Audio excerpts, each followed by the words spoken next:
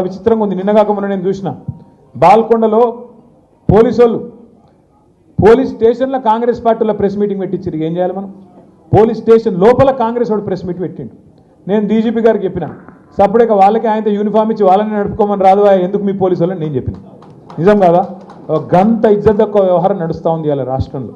ఎవరు ఏమనుకున్నా ఇది వాస్తవం. మల్కాజ్గిరిలో ఇంకా ఘోరం.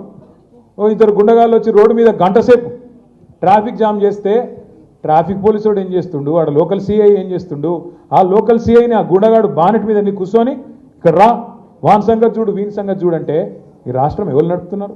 కొంతమంది గూండాలు కాంగ్రెస్ కార్యకర్తలు నడుపుతా ఉన్నారా? ఇంత హీనంగా ప్రవర్తిస్తారా? అందుకే వీళ్ళందరికీ ఒక్కటే మందు, సర్వరోగ నివారణ ఏంటిది?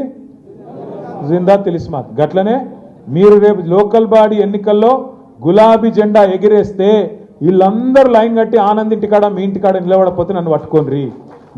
మీరు గట్టిగా తలుసుకొని జెడ్పీటీసీలు ఎంపీటీసీలు కొట్టండి. 100% నేను చెప్తున్నా. అరే రాష్ట్రంలో గాలి మళ్ళీందిరాబాయ్, సపరేట్గా మనం కూడా తోవ పట్టవలసిందే. కేసీఆర్ గారు మళ్ళీ తిరిగి అయితేనే ఉన్నాడు ముఖ్యమంత్రి. సపరేట్గా మనం కూడా మంచిగా మెసలకుండా ఉంటే మంచిది. అధికం చేస్తే కాంగ్రెస్ వాళ్ళ పేరు చెప్పి కాంగ్రెస్ వాళ్ళ మాటలని మనం కూడా సంకనాకి పోతాం రాని వాళ్ళు కూడా అర్థం చేసుకుంటారు, మీ తోవకు వస్తారు.